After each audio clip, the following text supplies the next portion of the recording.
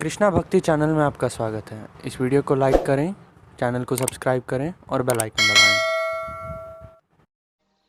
एक शहर में दो भाई रहते थे। एक भाई का नाम जोगे था और दूसरा भोगे।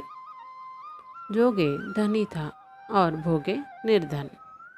दोनों भाई अलग अलग रहते थे, परंतु दोनों में आपस में बड़ा प्रेम था। जोगे की पत्नी को धन का अभिमान था, किंतु भोगे की पत्नी बड़ी सरल हृदय की थी। पितृपक्ष आने पर जोगे की पत्नी ने उससे पितरों का श्राद्ध करने को कहा, तो जोगे इसे व्यर्थ समझकर टालने लगा। परंतु उसकी पत्नी समझती थी कि यदि श्राद्ध नहीं करेंगे तो लोग बातें बनाएंगे। फिर उसे अपने पियर वालों को दावत पर बुलाने और अपनी शान दिखाने का यह उचित मौका लगा। अतः वह बोली, आप शायद मेरी परेशानी की वजह से ऐसे कह रहे हैं, किंतु इसमें मुझे कोई परेशानी नहीं होगी। मैं भोगे की पत्नी को बुला लूँगी, दोनों मिलकर सारा काम कर लेंगी। फिर उसने जोगे को अपने पीहर नौता देने भेज दिया। दूसरे दिन भोगे की पत्नी उसके बुलाने पर तड़के आकर काम में जुट गई। उसने पकवान बनाए और रसोई तैयार की। जेठानी के यहाँ सारा काम निपटाकर वह अपने घर आ गई। आखिरकार उसे भी तो पितरों का श्राद्ध तर्पण करना था। दोपहर हो गई और पितर भूमि पर उतरे।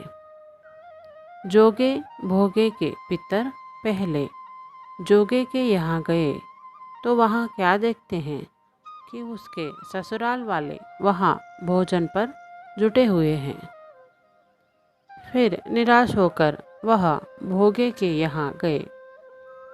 वहाँ क्या था, मात्र पितरों के नाम पर अंगियारी दे दी गई थी।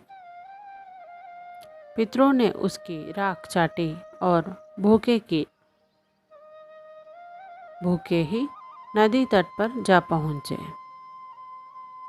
थोड़ी देर में सारे पितर इकट्ठे हो गए और अपने अपने यहाँ के श्राद्धों की बड़ाई करने लगे। जोगे भोगे की पितरों ने भी अपनी आप बीती सुनाई। फिर वे सोचने लगे, अगर भोगे समर्थ होता तो शायद उन्हें भूखा ना रहना पड़ता, मगर भोगे के यहाँ तो यानी घर में 2 जून की रोटी भी खाने को नहीं है। यह सोचकर उन्हें भोगे पर दया आई। वे नाच नाच कर गाने लगे, भोगे के घर धन हो जाए, भोगवा के घर धन हो जाए। सांझ होने को हुई। भोगे के बच्चों को कुछ भी खाने को न मिला। वे माँ को ढूंढते हुए उसके पास पहुँचे और बोले, माँ, भूख लगी है। उन्हें टालने के लिए माँ ने कहा, जाओ, आंगन में हौदी औंधी रखी है, उसे जाकर खोल लो और जो कुछ मिले उसे आपस में बांटकर खा लेना। बच्चे वहाँ पहुँचे तो क्या देखते हैं कि हौदी में तो मोहरे ही मोहरे भरी पड़ी हैं। वे दौड़े दौड़े पुनः माँ के पास पहुँचे और उसे सारी बात बताई। घर आकर उनकी माँ ने यह सब देखा तो वह हैरान रह गई। इस प्रकार अब भोगे भी धनी हो गया था, परंतु वह धन पाकर घमंडी नहीं हुआ। दूसरे साल का पितृपक्ष आया। श्राद्ध के दिन भोगे की पत्नी ने 56 प्रकार के व्यंजन बनाए। ब्राह्मणों को बुलाकर श्राद्ध किया, उन्हें भोजन कराया तथा दक्षिणा दी। उसने जेठ जेठानी को सोने चांदी के बर्तनों में भोजन कराया। इससे पितर बड़े प्रसन्न तथा तृप्त हुए।